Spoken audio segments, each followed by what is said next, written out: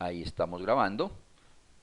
Y con este archivo minúsculo, bueno, primero vuelvo y saludo a todos los compañeros y reitero que ya este es el segundo video de la noche, donde estamos tratando de mostrar las aplicaciones de el análisis de clúster. No obstante, en estos archivos con menos datos, aparte de buscar el objetivo, está más enfocado a mirar qué podemos hacer como para, o qué hacen los algoritmos, cómo trabaja intuitivamente, pues, y también diversas posibilidades que se tienen y en pantallita se pueden observar. Aquí tenemos las distancias. Yo voy a borrar este que lo habíamos grabado hace un momento, o lo habíamos construido, porque quiero dejar esta opción de los clúster que tenemos acá. No, construimos dos. Muy bien, cuando construimos estos dos lo hicimos por el tema de K-medias. Voy a volver a retomar el tema de la clasificación sin saber nosotros cuántos clúster tenemos. Esta opción entonces permite visualizar cuáles podrían ser esas opciones. Aquí tenemos inversión y ventas. Puedo entrar a las otras dos, pero para seguir el ejemplo más similar al anterior, vamos a mirar de nuevo lo estadístico. Tengo chuleado las distancias de la matriz, o sea, cómo el criterio de juntar y formar los conglomerados. Lo vamos a pedir aquí, una matriz de distancias, pero específicamente de distancias euclidianas. El dendrograma es lo que usualmente nos da y es uno de los criterios visuales para determinar cuántos clúster tenemos. Y en métodos, pues aquí está varios. Aquí tengo el método de WAR, tendríamos el método entre grupos, el de centroides, el de la mediana. Entonces hay una sugerencia que hablan los expertos. Uno podría ensayar 2, 3 métodos, ¿sí? Y si se va formando los mismos clúster, pues es lo que llaman que hay una formación natural, ¿sí? Que se está formando naturalmente en los grupos, porque independiente de los procedimientos nos va dando similar. Cuando ya no ocurra eso, entonces toca releer ya la teoría y mirar cuál es el adecuado en determinados casos. Valga decir, el vecino más próximo o el vecino más lejano, donde decimos que el método del vecino más cercano es más sensible a la presencia de observaciones anómalas. El método del vecino más lejano identifica habitualmente grupos muy homogéneos, mientras que el método de Bohr tiende a encontrar conglomerados no solo muy compactos, sino también de tamaños similares. El del vecino más cercano tiene tendencias a crear menos grupos que el del vecino más lejano. Entonces ya ahí toca es mirar cuál es el criterio, cómo tenemos los grupos, si se van a juntar por tamaños de muestras similares también, ¿sí? Y empezar a explorar más cuál sería el adecuado. Yo voy a mantener el de Bohr acá. Voy a tener el tema de estandarizar y continúo. Pero insisto, si pudiéramos, o si podemos, pues, pero una opción es correrlo de esta manera y luego hacer otro, el del vecino más próximo o cualquier otro de ellos. ¿Cómo lo podemos comparar? Yo puedo grabar también y pedir varias soluciones. Hasta ahora hemos pedido una sola, la que él nos dé. Pero yo puedo también decirle que me busque entre varias posibilidades, que me agrupe en 3 o me agrupe en 5 o me agrupe en 4. Puedo decirle un número específico de clúster. O sea, en este caso de todas maneras lo estaría limitando, si hago esta, lo estaría limitando a un número que el investigador supone, o por estudios previos, o etcétera, o incluso por un interés particular que quiera agrupar en X o Y número de estratos. Pero lo que podrían pensarse es uno pedir varias soluciones para hacer una comparación, yo puedo decir que 3 y 5, puedo decir 3 y 4. Dejémoslo de esa manera. Vamos a continuar y vamos a decirle OK. En este caso, pues me saca las distancias, ya eso lo conocemos. Aquí veo que E1 y E2, dándole el doble clic otra vez, como lo hemos hecho, este es una de las distancias que se observa. Voy a propiedades de la celda, vamos a ponerlo un poquito más grande, pero solo para ilustrarlo acá, ¿cierto? OK. Entonces observamos que este es punto 369, E1 con E2. De hecho, entonces esos serían los que primero se juntan. Y así sucesivamente él buscaría otra distancia pequeña. Aquí veo un 1,3 que es menor que el 2 o el 3, etcétera. Entonces esos son los criterios. Estas son las distancias al cuadrado aplicando las formulitas clásicas de la distancia euclidiana al cuadrado, que es coger obviamente la ordenada, la abscisa, si fuera lo que estamos mirando, las restamos, elevamos al cuadrado y luego sumamos las otras distancias, ¿sí? Las diferencias de distancias, mejor dicho. Ahora, este cuadrito que de pronto no había sido tan explícito, aquí se juntó el 7 y el 8. Vamos a devolvernos a la matriz. Bueno, me fui mucho. Estoy buscando la matriz de las distancias para observar qué pasa con 7 y 8. Aquí tengo el 7 y aquí tengo el 8. Observemos entonces que ese es el menor valor de todas las distancias de toda la matriz. Punto 15,1 es definitivamente menor que punto 369. Entonces la distancia menor, la empresa 7 con la de 8 hubo distancia mínima, pues la mínima entre todas estas. Entonces es el primer grupo que se forma. Tengamos pendiente 1 y 2. Pero aquí ya estoy observando la E7 y E8, es la que me está quedando en este punto. Ahora, ¿qué es lo que nos dice aquí el coeficiente? Este es un coeficiente que está analizando también las distancias, el coeficiente que nos da, y es el menor, claro está.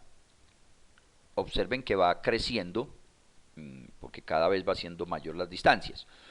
¿Qué nos dice aquí? Que se juntó el 7 y el 8, y que en la próxima etapa que va a incorporarse otro objeto u otra variable, si fuese analizado por variables, va a ser en la sexta etapa. Veanlo acá, 7 y 8. En la sexta, el 7 se junta con el 5, pero definitivamente ya está muy lejos en etapas, ¿sí? En la sexta. No sé si me hago entender ahí. Aquí cogimos el 7 y el 8, fueron los que estaban más cerca. Luego el 3 y el 4, incluso por encima de la que yo había mencionado ahora. Vamos a mirar el 3 y el 4.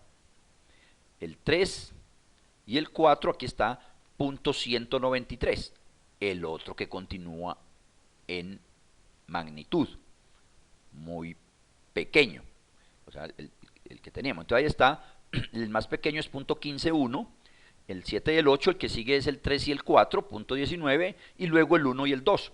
Y eso es lo que se refleja en esta otra tabla de irse formando los conglomerados. 7 y 8, 3, 4 y 1 y 2. Y estos coeficientes tienen también su implicación. Además de la etapa, la próxima etapa que van juntando, el 3 y el 4 se juntan en la etapa 5. Aquí vemos el 5 porque el 1 se junta con el 3. Bien, hay otro criterio importante en esta reflexión que estamos haciendo, y es analizar estos coeficientes. ¿Cuántos conglomerados pueden ser los útiles? Bueno, se dice que con el dendrograma pues tenemos un apoyo visual muy importante. Eso es una realidad. Pero también es clave el tener en cuenta lo que llamamos, digamos, como una tasa de cambio, ¿no? Una tasa de cambio que la podemos ir midiendo con los coeficientes. Si yo hago la división entre punto 172, voy entre coma 172 y coma 076, estos indicadores nos va diciendo, digamos, mejor dicho, cuando hay un cambio fuerte en esas tasas de cambio de estos cocientes, es ahí donde uno ya diría, no haga más conglomerados. Valga decir que aquí observe los coeficientes pequeños, 0.076, etcétera. Pero ya en la quinta etapa, sí, en la quinta etapa ya hay un 3. Si hacemos esta resta, o perdón, este cociente, ya hay una distancia en el cambio mucho mayor. Por lo tanto, se sugerirían en este esquema 4 conglomerados. Ese es el análisis que hacemos. Hasta acá nos daría como lógica 4 conglomerados. Ya el quinto, ya una distancia se creció y de una manera más amplia. Entonces tendríamos básicamente conglomerados de 2, según esta situación. A ver, ¿qué nos dice Uriel? ¿Qué significan las etapas en los encadenamientos? Las etapas significan, o me está informando mejor, en qué momento entraría otra observación a formar parte del conglomerado. Me explico. En la primera etapa se juntaron el 7 y el 8. Y fue hasta la sexta etapa, aquí vemos la sexta, donde volvió a aparecer uno de los elementos del primera etapa, o sea, el 7, apareció acá. O sea que hasta la sexta etapa entró otra observación a formar parte de este bloque. Si esta distancia no fuese tan grande, o este coeficiente mejor, entonces uno podría pensar que eso forma otro grupo, mejor dicho, que el elemento 5 tiene similitud con el 7 y el 7 con el 8, entonces se va formando ya un grupo de 3. ¿Sí? Entonces, así es que se van formando los grupos. Si aquí tuviéramos 20 datos, pues entonces se va formando cada vez más. ¿Sí? Ahora que tendremos otro ejemplo con más daticos, podemos observar. Pero hasta acá me hice entender, o entendí bien la pregunta mejor. Valga decir, es correcto. El 3 y el 4 dice que en la etapa 5 entra otro elemento a formar parte de ese grupo. Y me voy a la 5 y evidentemente aquí está el 3. Entonces me queda el 3, el 4 y el 1. Pero también veo un coeficiente alto comparativamente con el anterior. No es que sea alto como valor absoluto, no, sino comparativamente con el anterior. Entonces por eso me sigo quedando con 4 conglomerados. Y eso debe ser refrendado con este diagrama o el dendrograma. Aquí se ve el 7 y el 8 más o menos juntos, el 5 y el 6, el 3 y el 4. Eso es lo que nos busca hacer este procedimiento. Ahora, miremos los datos que nosotros dijimos que nos creara varios. Observen que aquí ya nos está diciendo, esta era la que teníamos inicialmente. Teníamos 2 grupos. Es más, como lo hicimos por K medias, se forzó a que fueran 2. Y esos fueron los que quedaron, pero aquí fueron forzados. Recuerden que por K medias, que fue hicimos acá, aquí está el 2, número de clúster 2. Entonces ahí fue forzado. Pero en esta última estrategia, le dijimos al aparato, constrúyame entre 3 y 5. Aquí está donde nosotros le dijimos que nos creara entre 3, el rango de soluciones entre 3 y 5. Ahí fue donde le dimos la orden. Y aquí nos creó, el primero dice de 5, 4 y 3. Entonces, si yo tuviera 3 clúster, o mejor, sí, 3 grupos, que así lo pedí, estarían estos 4, luego los otros 2 formarían otro conglomerado, o sea, las empresas E5 y E6 y este otro.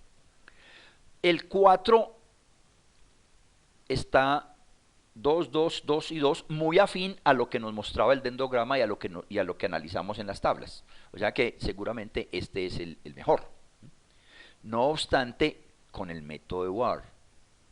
Por lo tanto, uno puede pensar en hacer otro método, el vecino más próximo, por ejemplo, y miramos qué pasa. Lo que se trata de decir en la teoría es que cuando se vayan dando cuestiones similares, y ojalá iguales, ahí es donde dicen, hombre, esos grupos, haga con el procedimiento que sea, hay una clasificación natural, eso se está formando muy bien así. Cuando ya hay diversos posibilidades, ahí sí toca mayores reflexiones conceptuales y el análisis de los puntos más lejanos o qué es lo que estamos buscando, entre otras cosas. Pero nos permite pues hacer varios, ¿no? Veamos un último comparación acá, en este esquema. Vamos a mirar métodos. Aquí está el método de Ward. Vamos a decir, por ejemplo, el método formando los centroides de los promedios. Continúo, no pidamos tantas de estas cosas, sino que nos dé una sola solución para que no nos quede muy extenso la tablita. Y aquí, con ese otro procedimiento, vuelve a ser un 369, vuelve a haber un 751.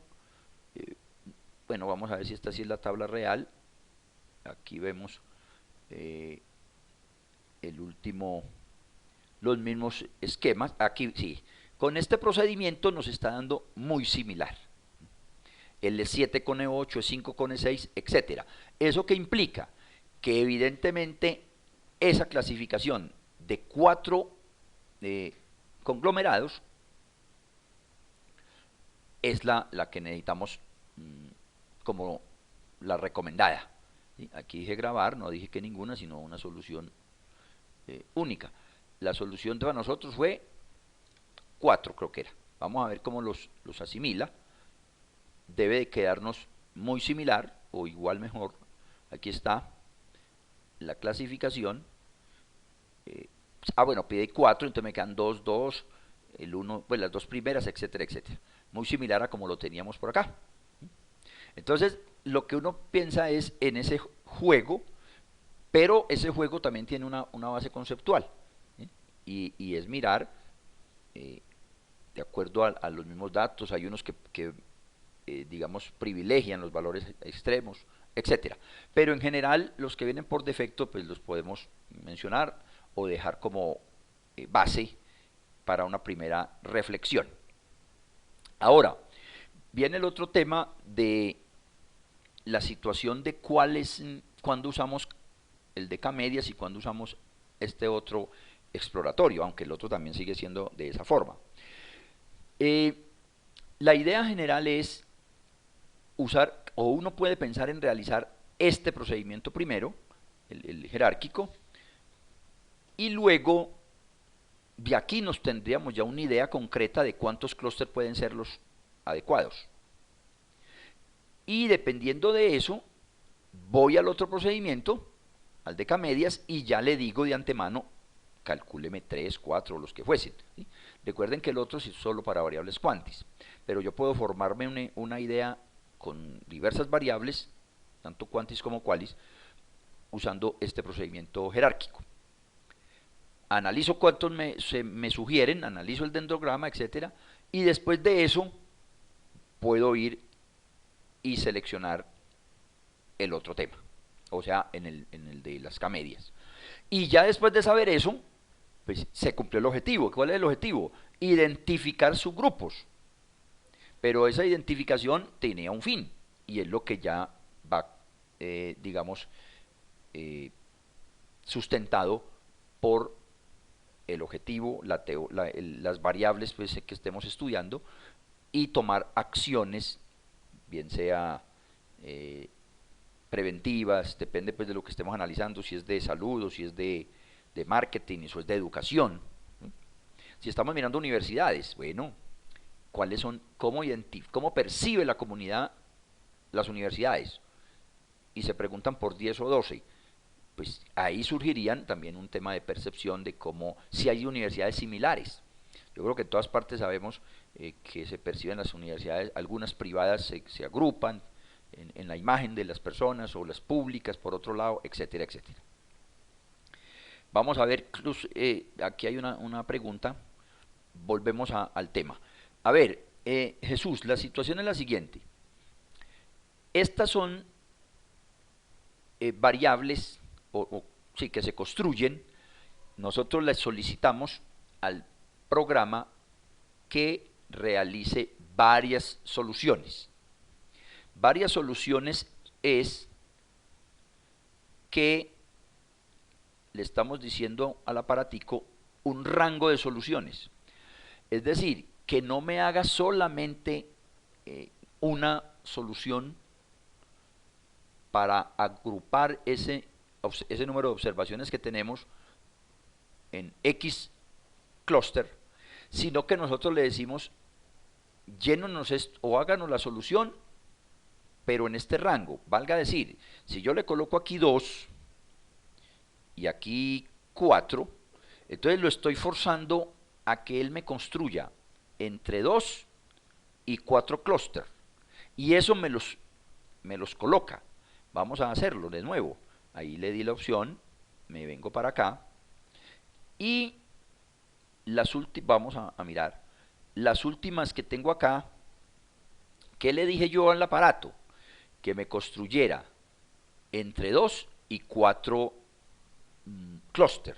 Observa que el último, aquí donde estoy sombreando, solamente me juntó las unidades en 2 clúster. Los 4 primeros pertenecen al 1 y los 4 segundos al 2.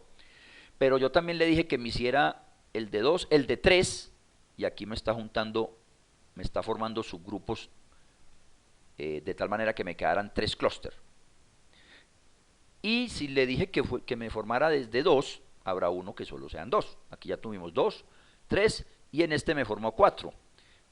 Los 2 primeros, los 2 segundos, los 2 terceros, etc. Entonces lo que trato de decir en últimas es que me forma varias respuestas. Muy bien. Bueno, esa es otra partecita que quería mostrar para identificar estos detalles. Vamos a dejar aquí, ya tenemos este también de varios minuticos. Vamos a detener este.